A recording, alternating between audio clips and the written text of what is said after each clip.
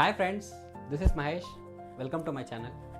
ఈరోజు ఈ వీడియోలో జిఎస్టీ గురించి ఒక సామాన్యుడికి తెలుసుకోవాల్సిన బేసిక్ విషయాలను నేను మీకు డీటెయిల్గా ఎక్స్ప్లెయిన్ చేస్తాను. ఈ వీడియో చివరి వరకు చూడండి, చాలా ఇంట్రెస్టింగ్గా ఉంటుంది. జిఎస్టీ ఫుల్ ఫామ్ ఏంటంటే గూడ్స్ అండ్ సర్వీసెస్ ట్యాక్స్ అని. అంటే మనం పర్చేస్ చేసే ప్రతి వస్తువు మీద, మనం యూజ్ చేసే ప్రతి సర్వీస్ మీద వేసే ట్యాక్స్ అన్నమాట. ఎందుకు ఈ జిఎస్టీ అంటే, మనం 2017 కంటే ముందు ఉన్న ట్యాక్సేషన్ సిస్టమ్ని ఒకసారి తెలుసుకుందాం. 2017 కంటే ముందు మన ఇండియాలో కస్టమ్స్ డ్యూటీ అని, ఎక్సైజ్ డ్యూటీ అని, వ్యాట్ అని, సిఎస్టీ అని, ఎంటర్టైన్మెంట్ ట్యాక్స్ అని, ఆక్ట్రాయ్ అని, ఎంట్రీ ట్యాక్స్ అని, లగ్జరీ ట్యాక్స్ అని, ఇలా రకరకాల ట్యాక్సెస్ ఉన్నాయి.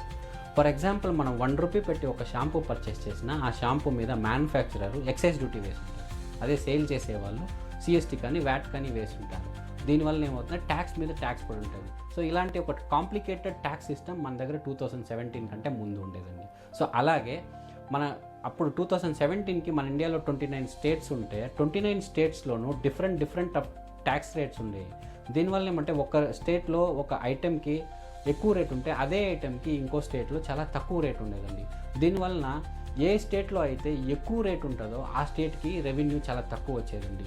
ఏ స్టేట్లో అయితే తక్కువ ట్యాక్స్ రేట్ ఉంటుందో ఆ స్టేట్కి రెవెన్యూ ఎక్కువ ఉండేదండి. సో దీనివల్ల ఒక స్టాండర్డైజ్ మార్కెట్ అనేది లేకుండా ఉండేదండి. అప్పుడు ఒక స్టేట్ నుండి ఇంకో స్టేట్కి గూడ్స్ని ట్రాన్స్పోర్ట్ చేయాలంటే చెక్ పోస్ట్లో కిలోమీటర్ల కొద్దీ ట్రక్కులు, లారీలు క్యూ ఉండేదండి. దీనివలన టైంకి గూడ్స్ చేరలేకపోయేదండి. సో అలాగే ఫారిన్ ఇన్వెస్టర్స్ కూడా ఏ స్టేట్లో అయితే తక్కువ ట్యాక్స్ రేట్ ఉంటుందో ఆ స్టేట్ని సెలెక్ట్ చేసుకొని అక్కడ ఇన్వెస్ట్మెంట్స్ పెట్టేవాళ్ళండి.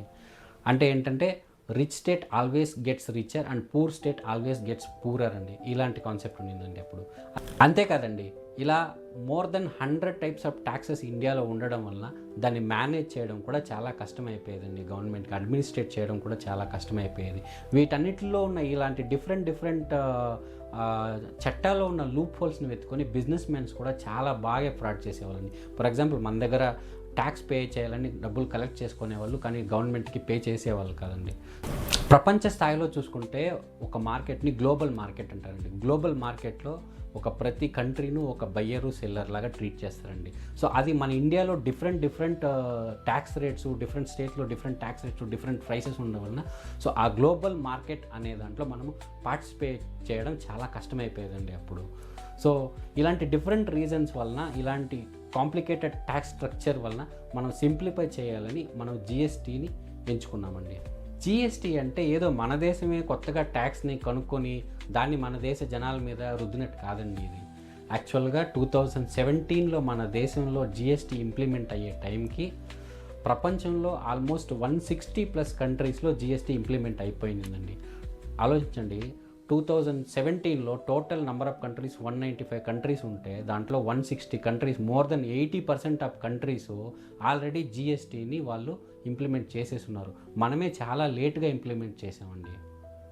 గ్లోబల్ ఎకానమీ ర్యాంకింగ్స్లో టాప్ 10లో ఉన్న 8 దేశాలు excluding US and India. US top 1లో ఉన్నింది, ఇండియా టాప్ 8లో ఉన్నింది. ఇవి కాకుండా మిగతా దేశాలన్నీ Germany, Japan, France, UK, Brazil, Canada ఇలాంటి దేశాలన్నీ జిఎస్టీని ఇంప్లిమెంట్ చేసేసి ఉన్నాయండి. ఇప్పుడు టాప్ 10లో ఉన్న దేశాల్లో ఇండియా అండ్ అమెరికా మాత్రమే ఇంప్లిమెంట్ చేయలేదు 2017 నాటికి.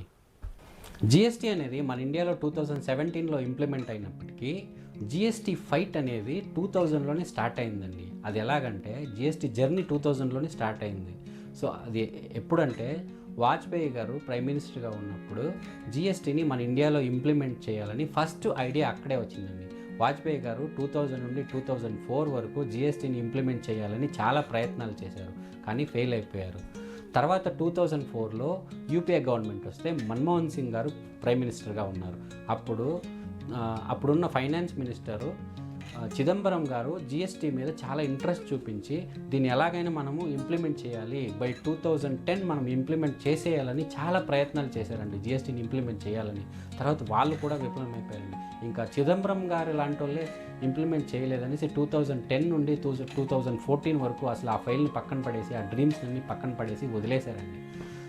2014లో మోడీ గారి గవర్నమెంట్ వచ్చిన తర్వాత అప్పుడు ఫైనాన్స్ మినిస్టర్గా ఉన్న అరుణ్ జైట్లీ గారితో కలిసి now it is time for one nation one tax అని ఆల్రెడీ మర్చిపోయిన జిఎస్టీ డ్రీమ్ని బయటికి తీసి అన్ని స్టేట్స్ గవర్నమెంట్స్తో ప్లస్ పెద్ద పెద్ద బిజినెస్ మెన్స్తో పెద్ద పెద్ద ఎక్స్పర్ట్స్తో కలిపి మీటింగ్లు జరిపి జిఎస్టీ కౌన్సిల్ అని ఒక కౌన్సిల్ని ఏర్పాటు చేశారండి. ఆ జిఎస్టీ కౌన్సిల్ని ఏర్పాటు చేయడమే జిఎస్టీకి దొరికిన ఫస్ట్ సక్సెస్ అండి. జిఎస్టీ 2000 నుండి 2014 వరకు ఎందుకు ఇంప్లిమెంట్ అవ్వలేదంటే స్టేట్స్ సపోర్ట్ చేయలేదండి. ఇది జిఎస్టీ అనేది నేషనల్ లెవెల్ ట్యాక్స్ లా కాబట్టి దాన్ని ఇంప్లిమెంట్ చేయాలంటే అందరి స్టేట్స్ మనకి సపోర్ట్ చేయాలండి. మినిమం 51% ఆఫ్ ఓటింగ్ ఉండాలండి. ఆ మినిమం 51% ఆఫ్ ఓటింగ్ అనేది వాజ్పేయి గారికి కానీ లేదంటే ఆ తర్వాత వచ్చిన మన్మోహన్ సింగ్ గారి గవర్నమెంట్కి కానీ సపోర్ట్ రాలేదండి. మరి అప్పుడు రాని సపోర్టు ఇప్పుడు ఎలా వచ్చింది ఏంటి అనేది మనం తెలుసుకుందాం పదండి. సో మోడీ గారి గవర్నమెంట్ 2014లో వచ్చిన తర్వాత జిఎస్టీ కౌన్సిల్ ఫామ్ అయిన తర్వాత 15 జిఎస్టీ కౌన్సిల్ మీటింగ్స్ జరిగాయండి 2016 వరకు. సో ఆ 15 స్టేట్ జిఎస్టీ కౌన్సిల్ మీటింగ్స్లోనూ స్టేట్ గవర్నమెంట్స్ ఏమీ ఒప్పుకోలేదండి. మాకు జిఎస్టీ వద్దంటే వద్దనండి. ఎస్పెషలీ చెప్పాలంటే మహారాష్ట్ర అండ్ తమిళనాడు. ఈ మహారాష్ట్ర అండ్ తమిళనాడు అసలు ఒప్పుకోలేదండి. ఎందుకంటే ఇండియాలో రెవెన్యూ జనరేట్ చేసే దాంట్లో number 1, number 2 states number 1, number 2 ర్యాంకింగ్లో ఉన్నది మహారాష్ట్ర అండ్ తమిళనాడు అండి 2017 టైంలో. అందుకని వాళ్ళు స్ట్రాంగ్గా మేము ఒప్పుకోము అనేసారండి.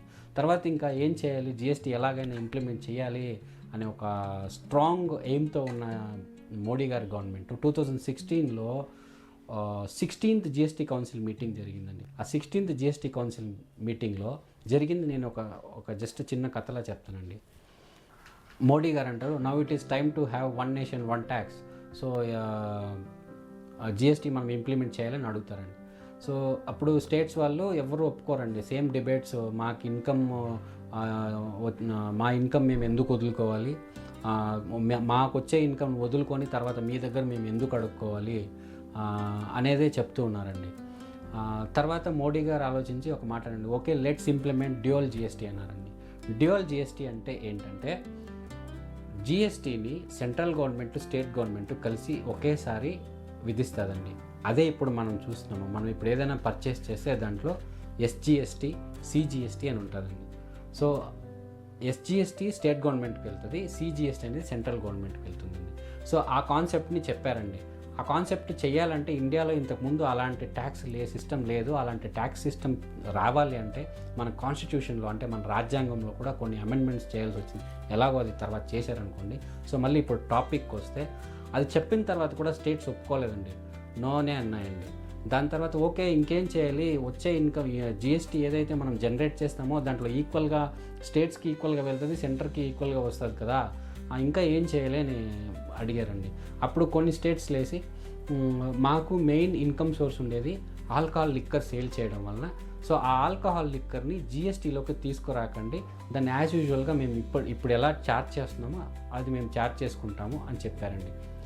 ఆల్కహాల్ లిక్కర్ యాక్చువల్గా సెంట్రల్ గవర్నమెంట్ ట్యాక్సెస్ ఏమి ఉండవండి. ఏ స్టేట్ గవర్నమెంట్కి ఆ state government excise duty, sales ట్యాక్స్లు, సర్ఛార్జ్లు ఇలాంటివి వేసుకుంటారండి.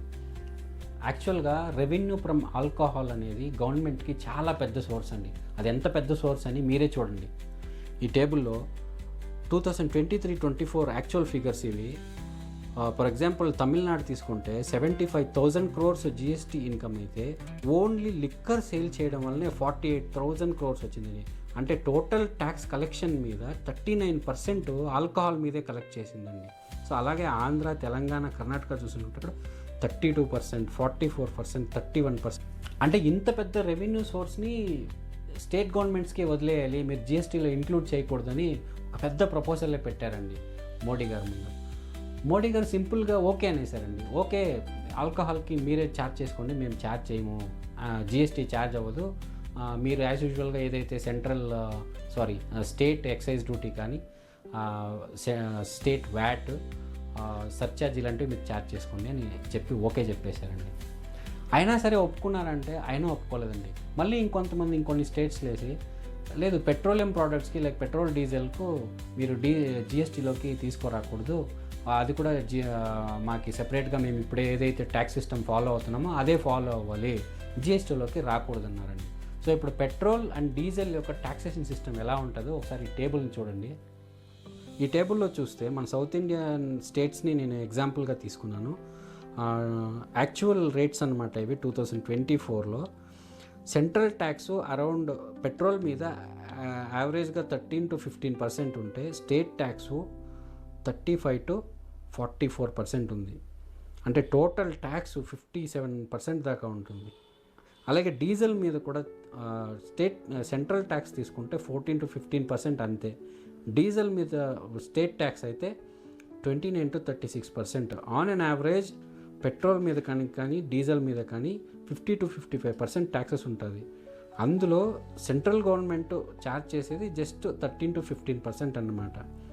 సో దీనికి కూడా మోడీ గారు ఓకే అనేసారండి.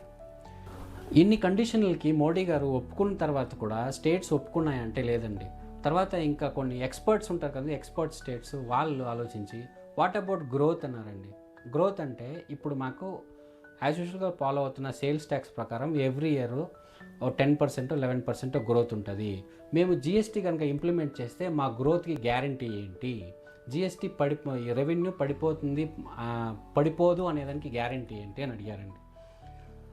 సో అప్పుడు మోడీ గారు ఆలోచించి okay what is the growth rate అని తెలుసుకున్నారండి. 11%, 10%, 12% అని చెప్పారండి. అప్పుడు మోడీ గారు అన్నారు 14% గ్రోత్ రేట్ ఉంటుంది జిఎస్టీలో. ఒకవేళ మీకు గనక 14% గ్రోత్ రేట్ లేకపోతే 5 సంవత్సరాల వరకు మీకు 14% వరకు మేము కాంపన్సేట్ చేస్తాము, ఇది మోడీ గ్యారంటీ అని చెప్పారండి. సో ఇంకా మోడీ గ్యారంటీ అని చెప్పిన తర్వాత ఇంకేముంటుందండి, అందరూ యాక్సెప్ట్ చేసి ఓకే అన్నారండి.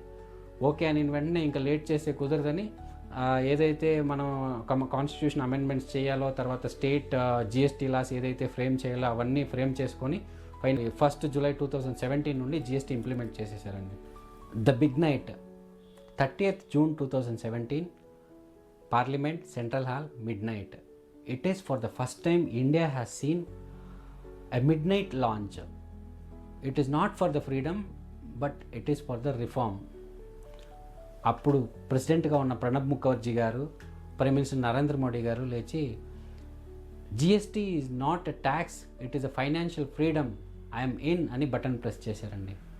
అంతే simple. Next day morning 1 July 2017 నుండి ఇండియాలో జిఎస్టీ రోల్ అవుట్ అయిపోయిందండి.